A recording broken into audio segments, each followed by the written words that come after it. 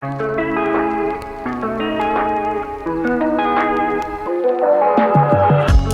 nah sekarang bagi yang belum pernah pakai ini, itu gimana sih cara mendeploy Moodle itu ya. Tadi saya bilang bahwa sebenarnya Moodle itu apa ya, Moodle itu kalau dibilang berat itu ya berat, dibilang ringan ya ringan. Ada yang berat, ada yang ringan ya, tergantung nanti kita milihnya bagaimana.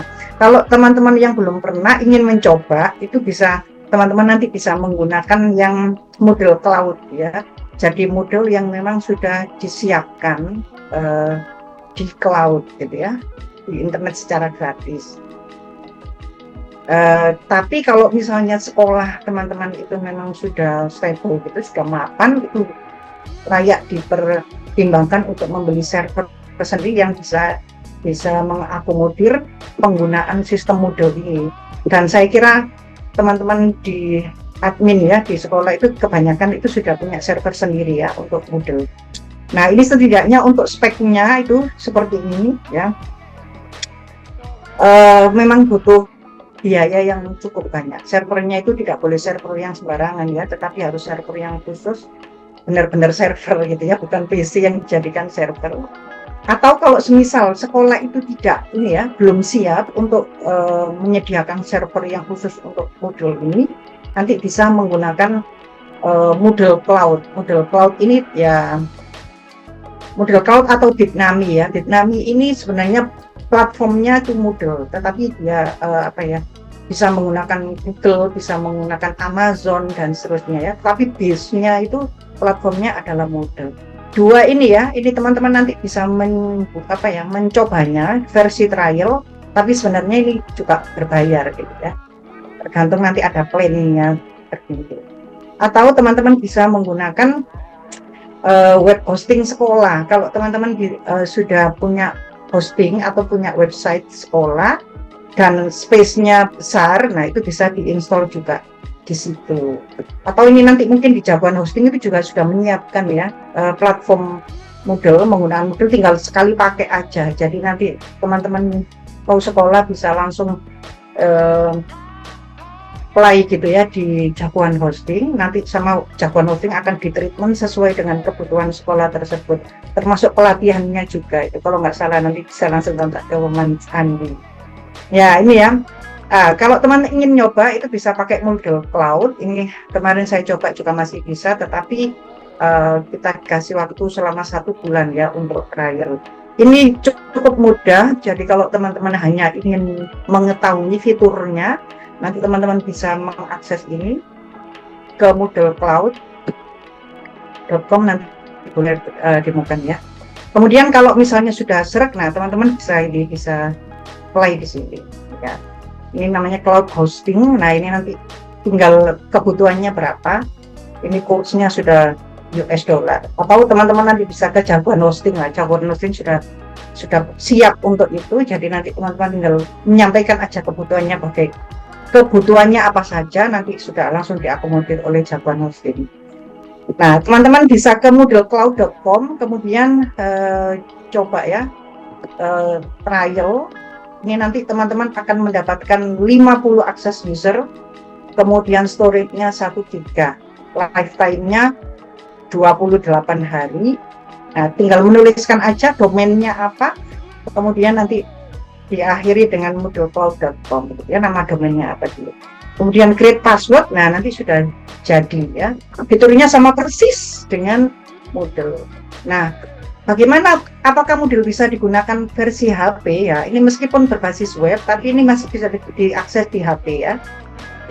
Untuk mengakses di HP, teman-teman bisa download aja ya, download aplikasinya di Play Store. Kemudian nanti teman-teman akan ditanyakan situsnya apa, nama situsnya ini ya. Kemudian nanti akan diberikan QR code. Nah, nanti yang lain tinggal nyekan aja. Nah, seperti ini. Oke ya. Nah, terakhir ini jam berapa ini? Oke. Terakhir ini banyak sekali ya sebenarnya tantangan menggunakan Moodle. Ini nanti mungkin kita bisa diskusikan aja. Saya kira ini banyak teman-teman yang sudah banyak yang menggunakan juga, mungkin ada admin juga di sini. Nah, sistem Moodle ini memang banyak sekali ya tantangannya. Tantangannya itu terutama adalah infrastruktur. Banyak yang berpikir ulang gitu ya, apakah perlu menggunakan Moodle atau enggak gitu ya. Karena ini terkait dengan budget. Nah biasanya itu memang nggak mahal gitu ya. Tetapi teman-teman tadi saya bilang ya, bisa menggunakan hosting cloud ya, seperti yang saya sampaikan tadi. Kemudian teman-teman juga bisa, kalau misalnya servernya itu nggak memadai gitu ya, lane mode gitu ya, teman-teman bisa mengoptimasi bandwidth-nya, kemudian bisa pakai load balancing ya, pembagian beban di servernya itu supaya tidak terlalu berat.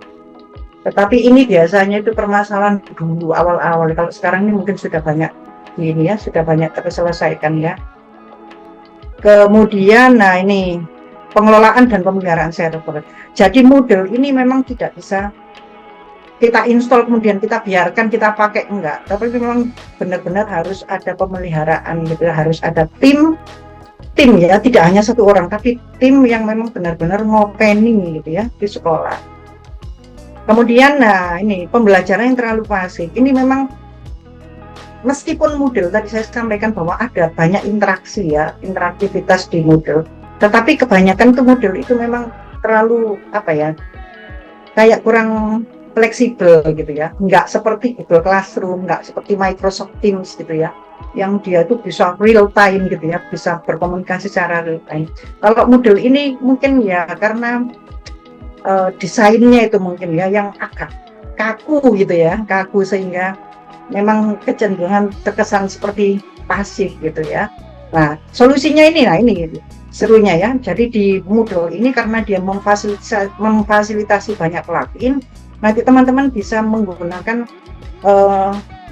aktivitas yang berbasis gamifikasi ya, tidak hanya kuis tetapi mungkin video-video interaktif ya. Di Moodle ini ada video yang mungkin kesannya statis gitu ya, video, tetapi kita bisa mengcustom sehingga video itu bisa menjadi video yang interaktif ya, sehingga kita bisa benar-benar memastikan apakah siswa itu menonton video itu atau enggak, kalau misalnya resource-nya itu berupa video ya, dengan kita memberikan soal-soal dan seterusnya. Kita bisa menggunakan interaktif video ya. Oke, kemudian nah ini ya, permasalahan keamanan seperti biasa dan seterusnya. Kemudian nah ini yang banyak kita jumpai, itu memang terkesan Moodle itu kayak susah gitu karena banyak sekali fiturnya.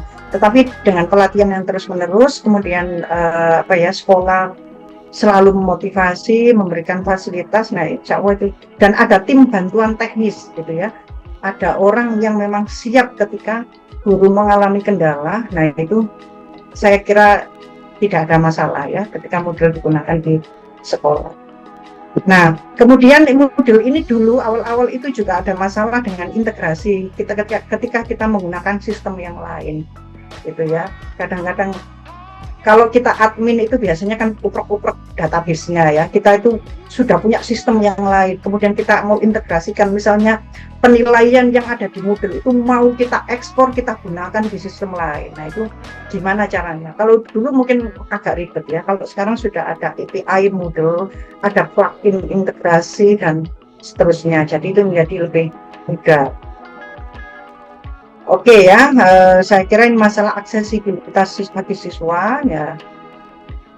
Jadi tidak banyak siswa mungkin ya, tapi ini sekarang kayaknya sudah enggak terlalu ya, dengan akses internet yang semakin banyak dan semakin cepat, saya kira tidak ada kendala di Moodle. Nah ini ya, ini setidaknya setelah saya searching itu banyak sekali ya universitas yang sudah menggunakan Moodle, salah satunya ya ini biasanya memang benar-benar digunakan gitu ya untuk pembelajaran konten.